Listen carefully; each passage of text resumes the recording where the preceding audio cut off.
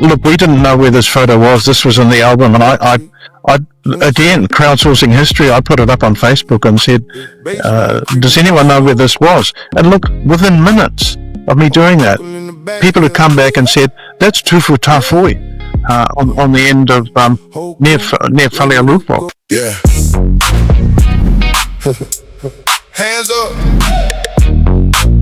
From the reef to the club, let's go. Post Polynesia twice. We go wave after wave after wave, let it ride all night.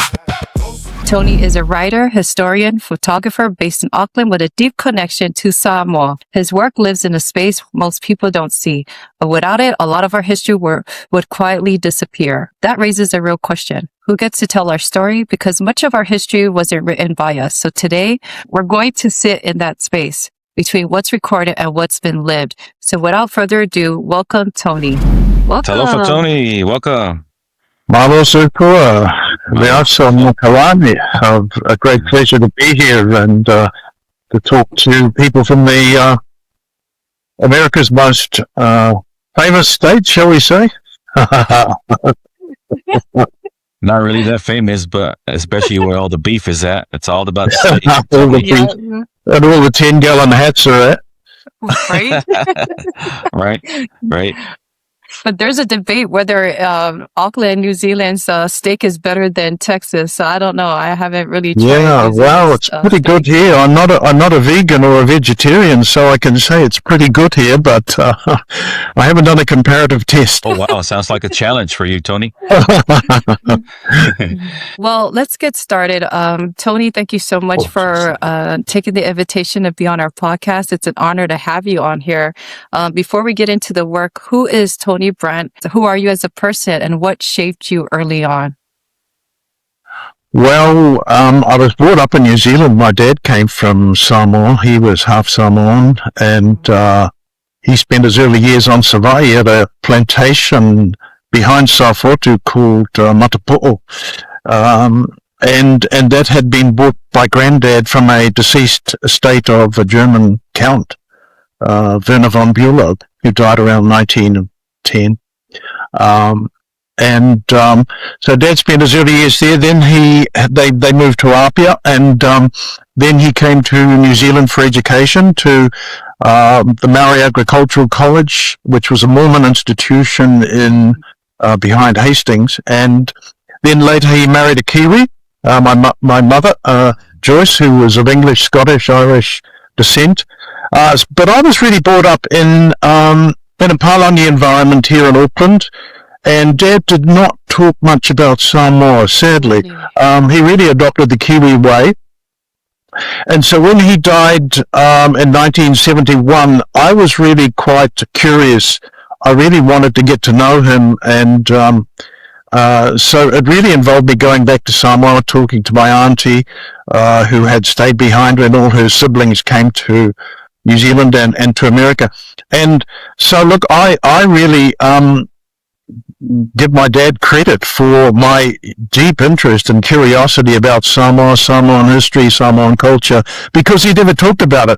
It's crazy. It's a sort of perverse thing, but Dad never talked about it. And so really my journey into Samoan culture and my Samoan roots began after he died. So hence my long-lasting interest in Samoan history. I'm feeling that if Dad had talked about Samoa a lot, I probably wouldn't be too interested in it now, but because he didn't, I'm pretty curious. Wow. I never thought that you are Samoan. Because even especially with your last name, and you look more Palangi than you do Samoan.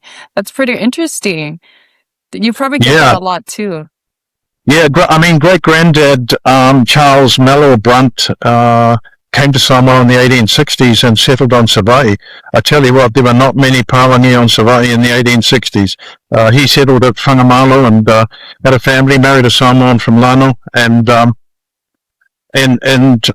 he ran a trading store for the Godfrey organization, the big German traders who dominated the Samoan economy in one form or another for 40 years, 50 years. So Granddad, he spent practically all his life. Great granddad on Savai'i. Wow. Wow. I'm assuming if you ever travel quite often in Samoa yet, but I have to ask, did you get a chance to get a Matai name bestowed upon you? Yes. That was about 30 plus years ago. My grandmother, who was a swanky, German name, she was from Alipata from Malaila, and they sprung a Salfa'i on me 30 years ago. So I've got a long title. It's unprecedented. No one else has got it, unlike a lot of Samoan titles. It's Mata Mata I Manu Ua Fortu, which is sort of means, behold the blessings that are to come. Wow, so that's pretty cool. I tend not to use it. I tend not to use it. But my cousins in Samoa, pretty much all, and here in Auckland, all call me Mata Mata. So, yeah. Well, I have to say, ma'alole filma matamata. So how did that formal culture recognition change your responsibility towards the story you were uncovering, especially bestowing the Matai title upon you? Yeah, well, look, I'm very conscious of the need to align myself with the values and courtesies of Samoa when I post my historical material, my photographs, and I think that's why people follow me. I mean, I've got 11,000 followers on Facebook, Nice. and as you know, it's mainly photography, historical photography that I've been able to find, mainly from private sources and archive for the Museum of Samoa. But I'm very respectful of people for sharing their images, because I mean, I've had access to major private collections, and people trust me with their photography to put it out there. But do it in a respectful way that doesn't demean or diminish the people in the photographs or the donors. And so I'm very careful to be very strict in my courtesy and the sort of civility with which I use the photographs. And I think that I think that reflects the Samoan way, to be honest. And that's why people trust their photographs with me, because they know I'm going to post them in a responsible and a respectful way. I noticed with the photographs that you post on your social media, you have questions about the people that are in there, as far as like, who are they, where are they from, or what family lineage. And it's nice to see with social media, you get the power of getting a hold of so many different people that they're able to tell you who they are. It's pretty interesting. Look, I feel it's sort of, I feel it's breaking new ground, to be honest, Leaso. Academic history and academic journals and academic historians have a role, but I think social media is actually enlarging history. It's quite a revolutionary development, and really it's really got into the swing of things in the last 15 to 20 years, and it's expanding history because it's allowing crowdsourcing of additional information. When I put up photographs, as you will have seen, of people who are unknown or landscapes that were never captioned in these collections, people come forward and they're able to participate, and debates start, and the commentary threads can become really animated and helpful. And this is one of the fantastic benefits of social media, and Facebook especially. I mean, Facebook's got 3 billion users around the world, so there's no way I'm going to diminish Facebook. I think it's opened up phenomenal new opportunities for historians. Most academic historians shy away from social media because they sort of don't want to be defiled, and they want to remain pure academics. But to be honest, they are ignoring to some extent an area that can really enlarge and illuminate history. You're absolutely right, because growing up, in American Samoa, they had this small museum right in front of the Rainmaker Hotel. And I would go there once a month to visit because I was very inspired by the artifacts and the history. You need to use social media because there's a big outreach out there. Like you said, Facebook has about billions of people utilizing the social media. And how many of those people were able to experience walking into a museum? The only way to get it exposed out there is social media. Yeah. Also, just an interesting thing. When Leaso introduced me to about being on the podcast, I wasn't really sure who you were until she send me your Facebook page, and I was looking at a lot of pictures and everything. As far as the work that you have done, a lot of great photos that you've captured, and there's something that caught my eye that you call yourself a happenstance, a historian happenstance. That you describe yourself as a happenstance photographer. How do you think that spontaneous modern eye helps you connect with the amateur snapshot taken by Samoan families 100 years ago? Yeah, well, look, Kalani, I've worked in the private sector all my life. I'm not an academic, and I started out my work career as a reporter for the New Zealand Herald, the country's largest newspaper, many moons ago, and I would always travel on assignments with a photographer. So I did the words, the photographers, the professionals did the photography, and but then later on, in the later stages of my career in industry, I got into architectural photography and became a photographer, learned a lot about the trade. So photography became bigger in my life, and especially documentarian photography. That's photography that captures realistically a slice of life, generally not posed, but it records social history, it records cultural history, and it's photography on the fly, and that's what I really value in a lot of the collections that I've been given access to by private people. These are happenstance captures on film, and they're really exciting. I think documentarian photography is so exciting. And because it actually reflects the culture, whereas posed family photography or group photography doesn't quite do that to the same extent. So I've evolved from a journalist into a photographer, into a photographic historian, and into someone with a real interest in documentarian photography, not just in the Pacific, but also in Polynesia, but also in New Zealand. And so I'm very interested in historical New Zealand photography as well, and Tongan photography.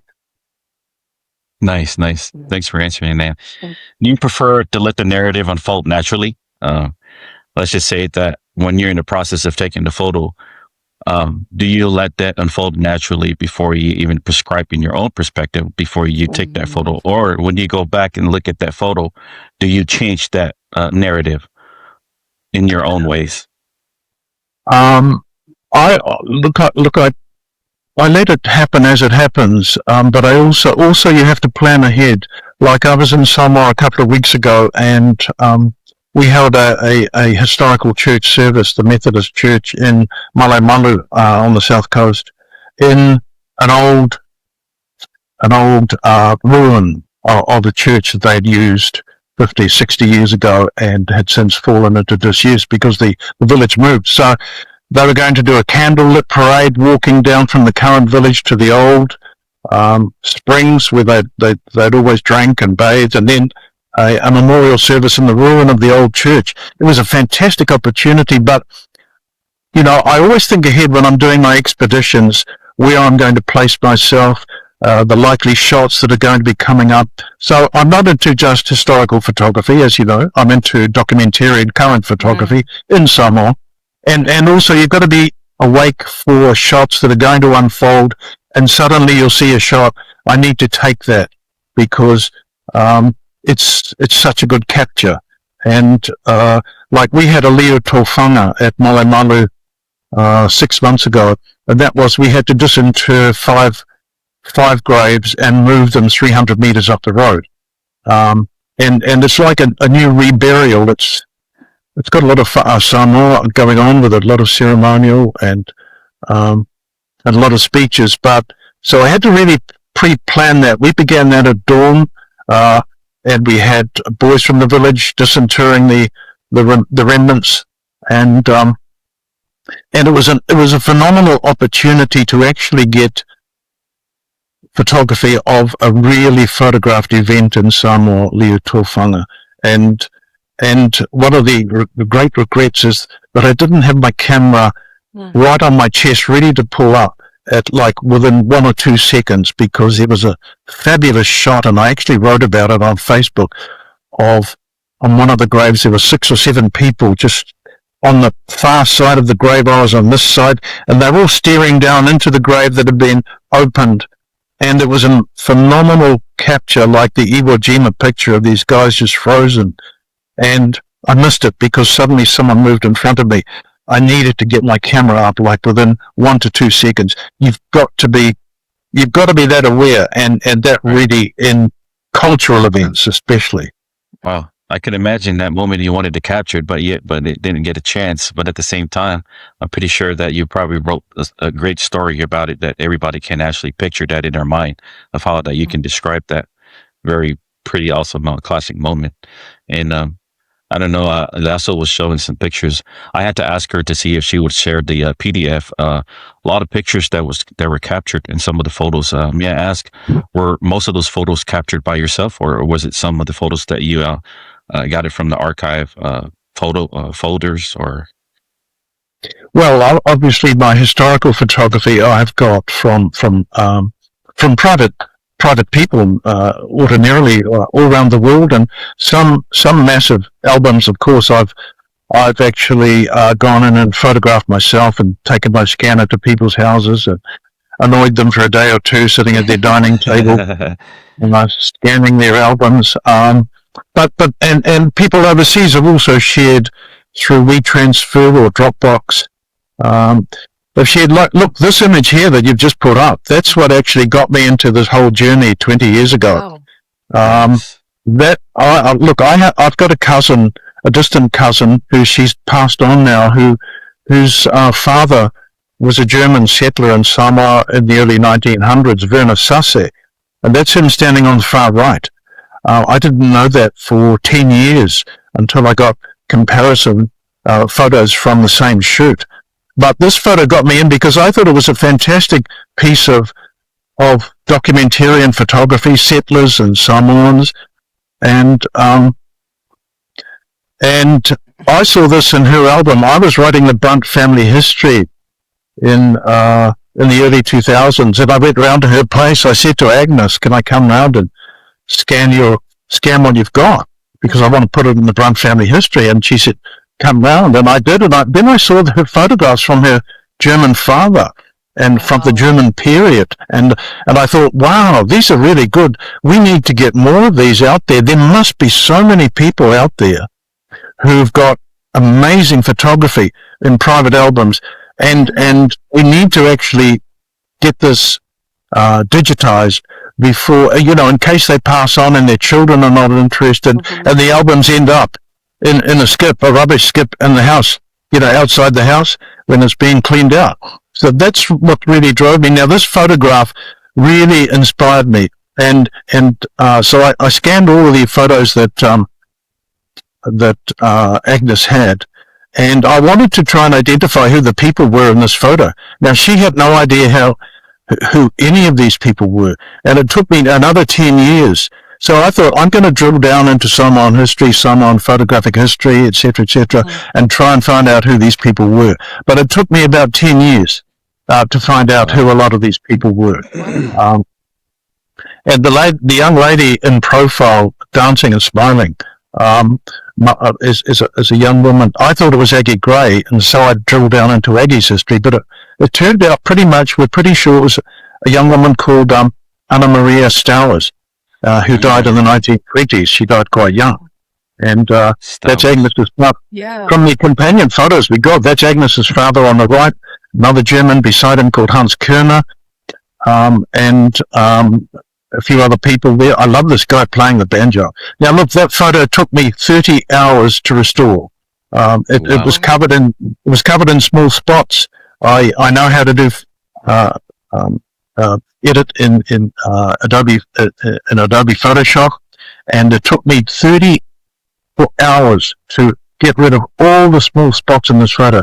But anyway, so that's really what got me on the road. And what happened, if I might bore you for another 30 seconds, is after I'd scanned Agnes's photos, I wrote to the Minister of Culture in Samoa and said, hey, look, we need to actually go on a project to scan private albums and preserve this photography. And I'm prepared to do it. I'm prepared to start on this journey. And he never replied. And I was seeking funding. So I thought, oh no, I will do it anyway. I'll fund it myself because I've worked. So that's really how it all began. When he didn't reply, I thought, okay, that's fine. I'll do it anyway. So all of my historical archiving and posting of the last, 15 years or so, I've done it without any form of compensation. Now that's Agnes. Agnes. That photo was from her collection, and her grandmother was Mary Brunt, who was a great aunt of mine. So Agnes passed on nearly at the age of 100, about 6 years ago. So I'm very grateful to this woman.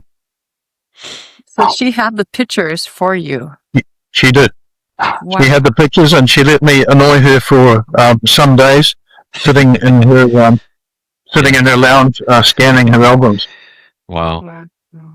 What does it feel like physically and emotionally the moment you open these dusty boxes and all these pictures coming up? Oh, the piece of history no one has seen in maybe 100 years, 20. Kalani, it is a real buzz when you get access to new photography.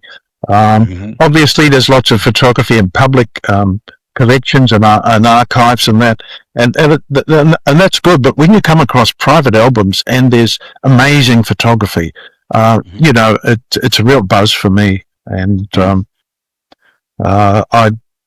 that's sort of what's kept me going, I guess.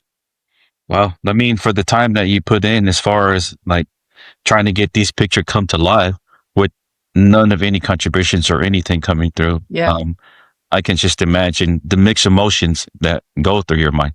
So thanks for sharing. And I'm pretty sure that there's plenty of other photos that Leaso has that she can share while you can go through it if you don't mind explaining it to us. Yeah. Well, look, this is...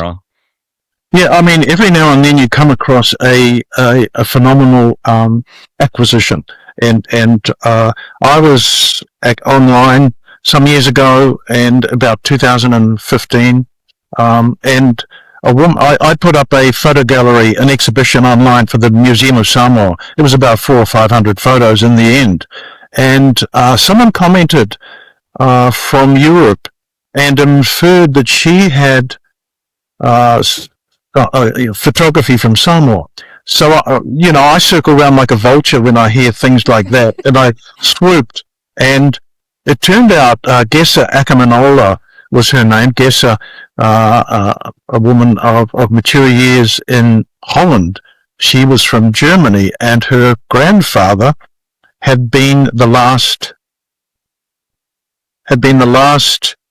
general manager of the big German company in Samoa, the DH and PG, which had originally been Godfrey, and which had dominated the Samoan economy for 30 or 40 years. And she said, hey, look, I've got an album. I actually said to her, have you got any photographs, Gessa? And she said, look, you know what? The other day we were moving house and I came across my grandfather's old photo album. So yes, I've just recently rediscovered it. And then we got talking, and I said, look, can you send me some photos from your phone just to see what's in there? And she photographed a few pages, and it became clear that these were wonderful photos, and honestly, there were nearly 500 in this album. Wow. And if we put up the next photo, Leaso, this guy was her grandfather, Carl Hanson, and he had been, the company was closed by the New Zealanders in 1916, and he came back to Germany eventually, and he spent his retirement putting this album together. And Carl Hanson, and he died in 1942. But it was, and then I said, look, we need to get this album digitized. And she said, yes, I'll get a professional to do it. And she got a professional to do it. She spent, she sent me through WeTransfer the whole album in high resolution. And eventually, she and I got together, and we decided the album actually needed to go into an archival institution, and she gave it to the big museum in Hamburg. But that was after she sent me a full digitization of the whole album. So look, it's 491 photos, 374 from Samoa, and 117 from Tonga, and 95% of them had never been seen before. They were taken by DH and PG company photographers for the most part. And so that's why I really wanted to pay tribute to this family and to this man, Carl Hanson. So I sent you, Leo, so a few photographs from this album. If you want to, so that's what a typical page looked like. And the people at the bottom, of the two photos at the bottom, of the Milford family. He was a big boat builder in Apia, and those are his daughters on the left. So that was just a typical page. And that's Mr. and Mrs. Milford. See, these photos had never been seen before, so they were. This is the wonderful thing: you put up photography, and family members who've never seen photographs of their grandparents or their parents. It's a wonderful thing to be able to do. Yep. He was incredible. He was an incredible boat builder. And this is another photo from the album. It's an Ali Pata couple, circa 1915, and we think we know who this guy was. So there's some nice photography of traditional dress, especially on the left, the gentleman. When they take the photos, like, this is not really their everyday attire. This is just for taking photos, right? Totally. Yes, these people would have had some notice, and they've got into more traditional display dress, I guess. Yeah. And that's another one taken at Alipata. Now look, these are some of the companion photos that allowed me to identify the people in that original photo I showed you from Agnes Sussing. And these are the people who were in that original photo I showed, and I was able then to identify quite a few of the people here. Now look, Tulsi Gabbard's great-grandmother is in this photo. Wow. And that's the woman on the left. In front with the long necklace, and that's her grandmother. So we were able to make some really interesting identifications in this photo. Wow. Yeah, I wonder if she knows that. I think she has seen. I mean, I put these up some years ago, and I think a lot of the Gabbards commented. I think Tulsi has seen these photos, I would suspect, because we put these up on the Museum of Samoa Facebook page in around 2018, 2017, and I think, I think she probably has seen these. Look, we didn't know where this photo was. This was in the album, and I again, crowdsourcing history, I put it up on Facebook and said, does anyone know where this was? And look, within minutes of me doing that, people had come back and said, that's Tufu Tafoi, on the end of, near Falealupo, on Savai. And they recognized the rock formation, and there was a grave law up on top. You can see it up on top of the thing behind. And so, social media, I just think social media is one of the great things to happen to photographic history. It really is. And that's photos from Tonga. This was a cultural event that we're pretty sure was attended by the King of Tonga, in the early 1900s, taken by staff members of the DH and PG who were visiting Tonga at the time. I think this is on Ha'apai. So we got some good photography came from that album. Again, Tonga, the poor Tongan women, perhaps more so than the Samoan women, were under the thumb of missionaries. So really they had to cover their bodies from neck to ankle and and sleeves. Long sleeves were the thing. It's a shame in a way that the Tongan womanhood were, while they had to wear dress that was pretty hot for the climate. Yeah.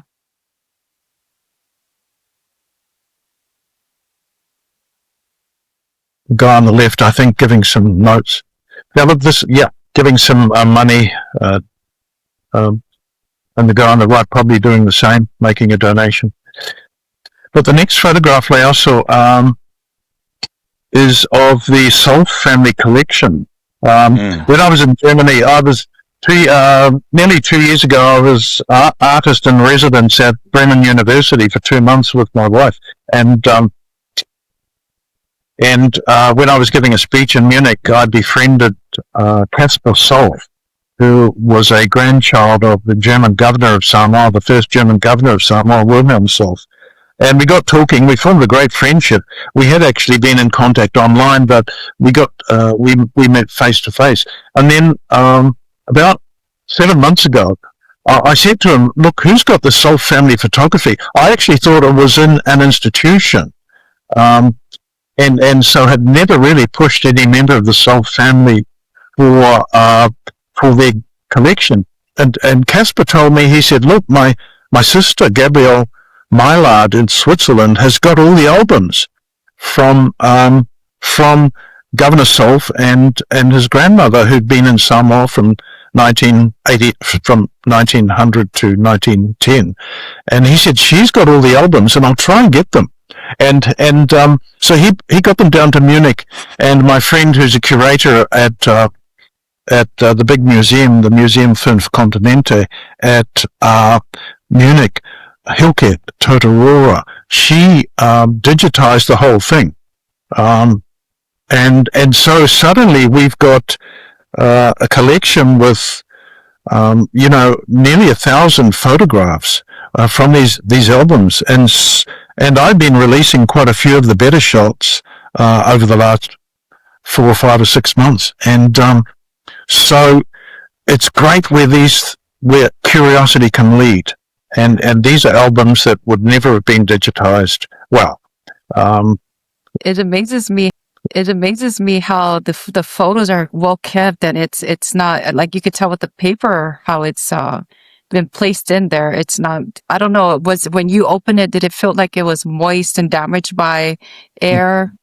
Well, it was Hilke who opened them. I've not actually seen them in 3D. Hilke's done the hard yards in Munich. But they are in great condition. And look, you've just put your finger on another very crucial point, Leaso, and that is the very good photo collections of Samoans and of Samoan history reside offshore. They don't reside in Samoa. And that's for a very good reason, and that is the Samoan climate is just so hard on photography. You've got mold, you've got mildew, you've got humidity, and the worst thing, of course, is the cyclones going through, the hurricanes, and they've destroyed countless photographic collections over the years. So I think we can say pretty confidently that most of the well-preserved photo collections from historical Samoa exist offshore.